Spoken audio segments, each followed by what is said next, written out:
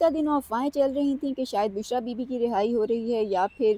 کوئی ڈیل ہونے جا رہی ہے اور عمران خان کو اسپتال منتقل کیا جا رہا ہے۔ تمام تر افواہیں جو ہیں دم توڑ چکی ہیں اور پی ٹی آئی کی جانب سے عمران خان رہائی تحریک کا اعلان بھی سامنے آ چکا ہے۔ آگے کیا ہونے جا رہا ہے اس معاملے کے اوپر آج بات کریں گے۔ دوسری جانب وزیر اعلیٰ ہاؤس کے اندر کیوں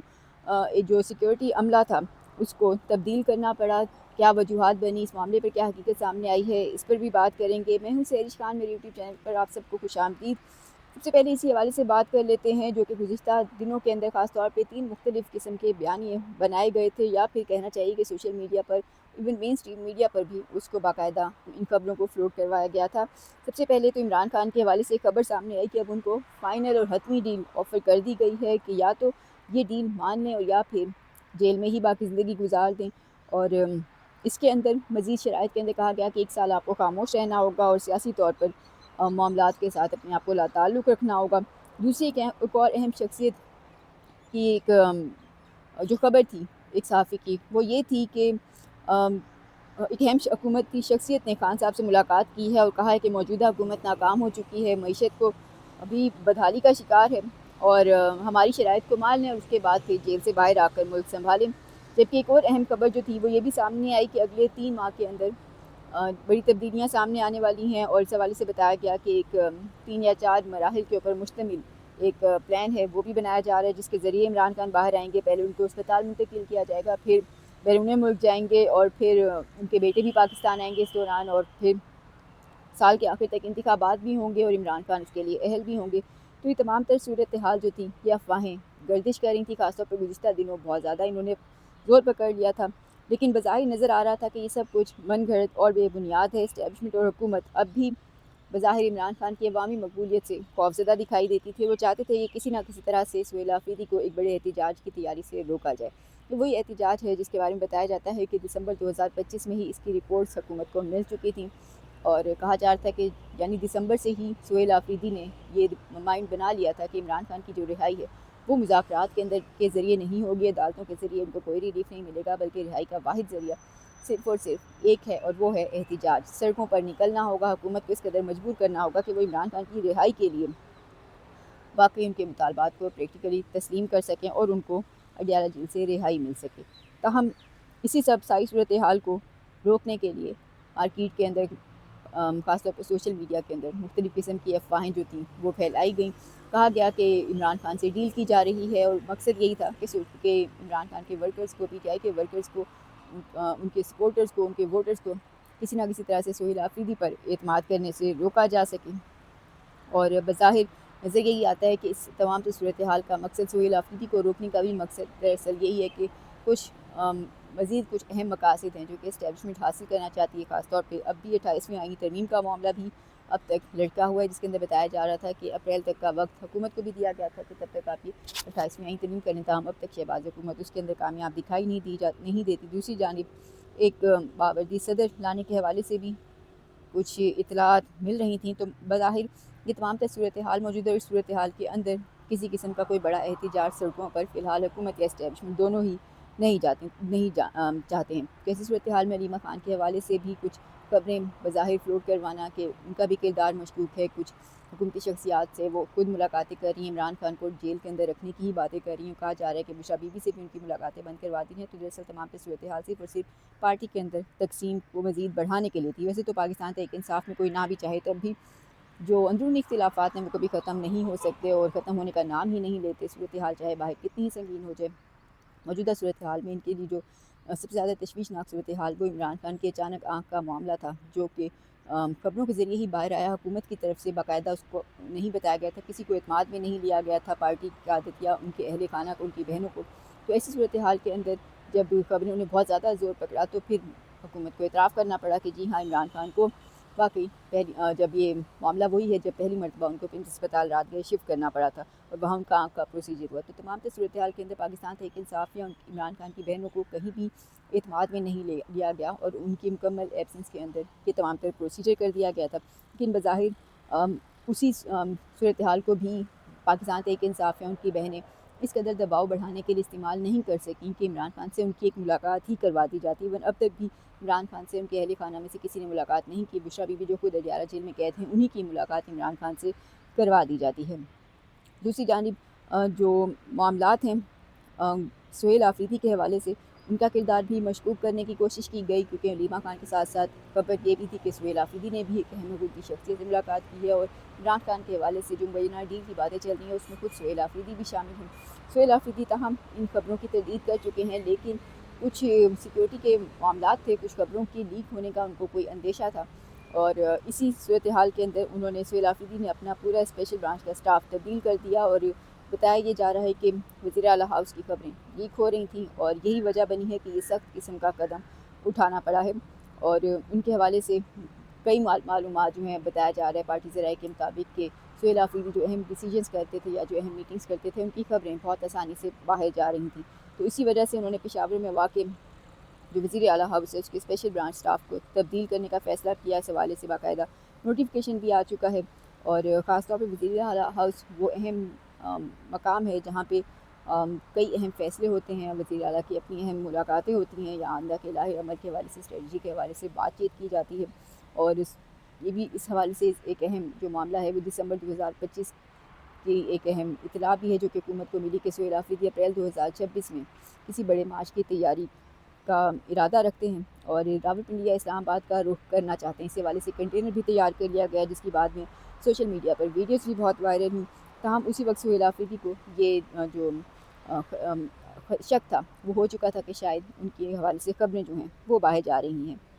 और उनके मंसूबों की भनक जो है वो इस्टेब्लिशमेंट या हुकूमत को बहुत ही आसानी के साथ मिल जाती है। ताहम उसके बाद उन्होंने ये अहम इक़दामात करते हुए उस अमले को जो कई माह से वहाँ पर काम कर रहा था उसको वहाँ से हटा दिया गया, और बल्कि बताया जाता है कि वो अमला जो कि साबिक़ वज़ीर आला अली अमीन गंडापुर के साथ भी ये अमला काम कर रहा था, और अब उसको तब्दील किया जा चुका है। दूसरी जानिब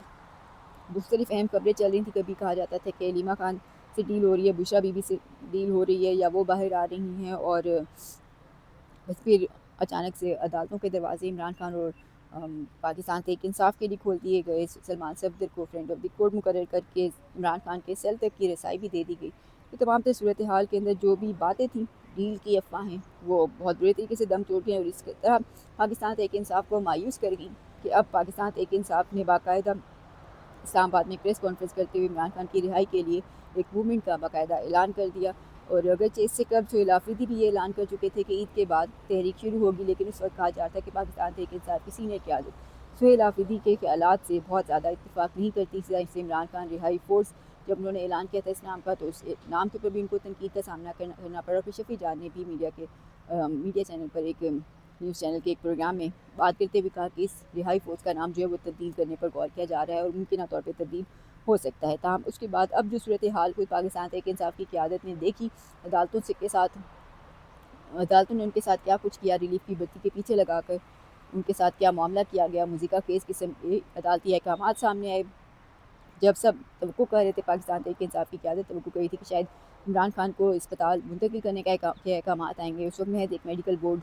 का हुक्मनामा जारी करके, और वो मेडिकल बोर्ड भी जो कि अंडर होगा चीफ़ कमीशन इस्लामाबाद के, और चीफ़ कमीशन इस्लामाबाद को वज़ीर दाखिला के मातहत हैं। तो इस सूरत हाल में पाकिस्तान तहरीक इंसाफ की जो क़यादत थी उसके अंदर मायूसी बहुत ज़्यादा बढ़ी है। वो इस सख्त किस्म के अब फ़ैसले लेने पर मजबूर हो चुके हैं, और सुहेल आफरीदी जो पहले सोच रहे थे अब पाकिस्तान तहरीक इंसाफ की सीनियर क़यादत भी वही सब सोचने पर मजबूर हो चुकी है। और कहना उनका सबका यही है कि अब मौजूदा सूरत हाल से मायूस होकर वो इस सूरत हाल की तरफ आए हैं, इमरान खान की आज़ादी, उनकी रिहाई और इस तमाम सूरत हाल को बज़ाहिर उनको बाहर लाने के लिए, उनके खिलाफ बनाए हुए झूठे मुकदमात को ख़त्म करने के लिए अब मज़ीद इंतज़ार नहीं किया जा सकता। और इसके लिए लेकिन इस दफ़ा अब कारकुनान को भी बाकायदा मुनज़्ज़म किया जाएगा। रिहाई फ़ोर्स जो है उसके अंदर बताया जा रहा है कि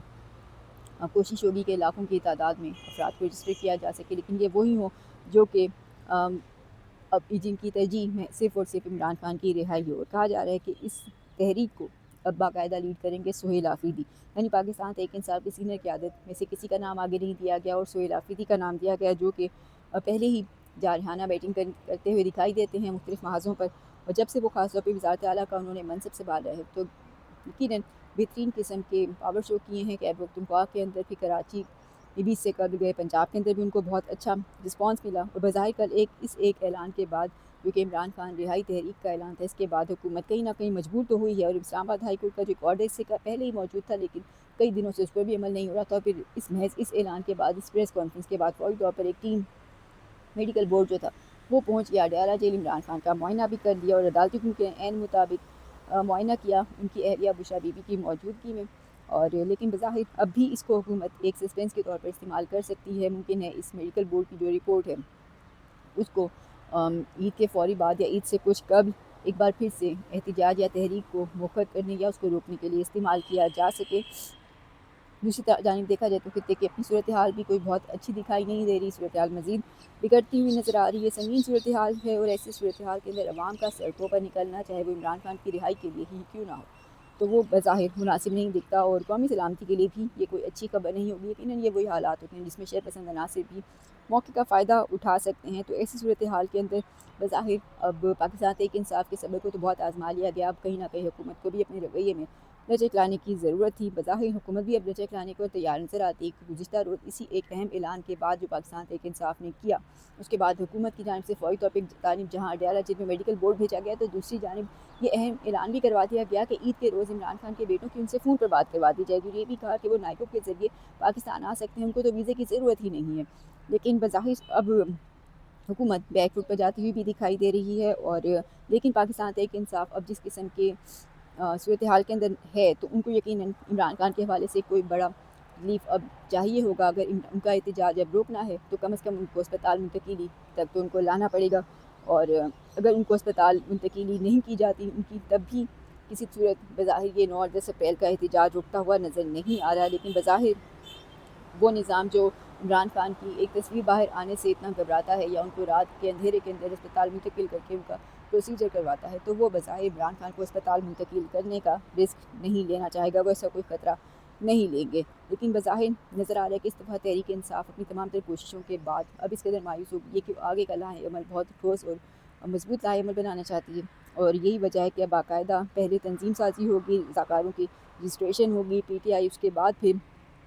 अपना ये बाकायदा तहरीक का आगाज़ करेगी। और बज़ाहिर 26 नवंबर के एहतजाज के बाद ख़ास तौर पे एक कदम फूंक फूंक कर रखा जा रहा है। और 8 फरवरी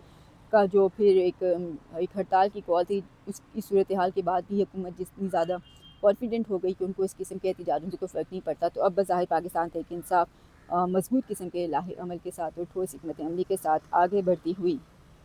दिखाई दे रही है। लेकिन बहरहाल फ़िलहाल अब भी इन तमाम सूरत हाल में इमरान खान के बेटों को वीज़ा मिलना या उनका, जैसे कि बताया जा रहा है कि पार्टी ज़राए के मुताबिक कि इमरान खान के बेटों का जो नायब है वो तो एक्सपायर हो चुका है और उसको भी आगे उसकी फ़िलहाल आगे उसके हवाले से भी कोई डेवलपमेंट होती नज़र नहीं आ रही। फ़िलहाल उनको भी पाकिस्तान आने का फ़िलहाल उनका कोई इम्कान नज़र नहीं आ रहा और ना ही ऐसी कोई सूरत हाल हुकूमत के अपने फेवर में जाएगी कि अगर इमरान खान के बेटे पाकिस्तान आ सकें। लेकिन नज़र यही आता है कि अब भी केस जो है वो हुकूमत के कोर्ट में ही है।